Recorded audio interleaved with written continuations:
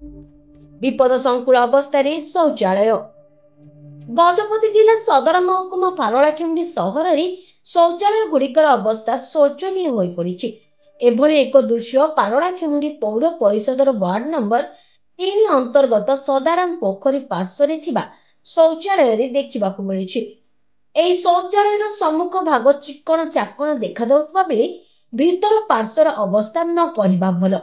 ଶୌଚାଳୟର ପଛ ପାର୍ଶ୍ୱର କାନ୍ଥ ସମେତ 2ଟି ଲେଟ୍ରିନ୍ ଭାଙ୍ଗି ଯାଇଛି। ଅବଶିଷ୍ଟ ଲେଟ୍ରିନ୍ ଗୁଡ଼ିକର ଅବସ୍ଥା ଦୟନୀୟ ହୋଇପଡ଼ିଛି। କେଉଁ ଲେଟ୍ରିନ୍ରେ ପାଇପ୍ ଭାଙ୍ଗି ଯାଇଛି ତ ଆଉ କେଉଁ ଲେଟ୍ରିନ୍ର ବେସିନ୍ ଭାଙ୍ଗି ରୁଜି ଯାଇଛି, ଯାହାକି ସମ୍ପୂର୍ଣ୍ଣ ରୂପେ ବ୍ୟବହାର ଉପଯୋଗୀ ନୁହେଁ। ଯେଉଁଠାରେ ଶୌଚାଳୟଟି ନିର୍ମାଣ ହୋଇଛି ତାର ତଳ ପାର୍ଶ୍ୱରେ ପୋଖରୀକୁ ସଂଯୋଗ କରିବା ନାଳ ନିର୍ମାଣ କଲା ବେଳେ ଏହି ସମସ୍ୟା ସୃଷ୍ଟି ହୋଇଛି ବୋଲି ଆଲୋଚନା ହେଉଛି। ବର୍ତ୍ତମାନ ଯେଉଁ ଅବସ୍ଥାରେ ରହିଛି, ଯେକୌଣସି ସମୟରେ ଏହି ଶୌଚାଳୟ ଗୁଡ଼ିକ ଭୁଶୁଡ଼ି ଯିବାର ସମ୍ଭାବନା ରହିଛି। ପୌର ପରିଷଦ ତରଫରୁ ଏହାର ଉପଯୁକ୍ତ ରକ୍ଷଣାବେକ୍ଷଣ ନ କରିବା ଯୋଗୁଁ ଏଭଳି ପରିସ୍ଥିତି ଉପୁଜିଛି।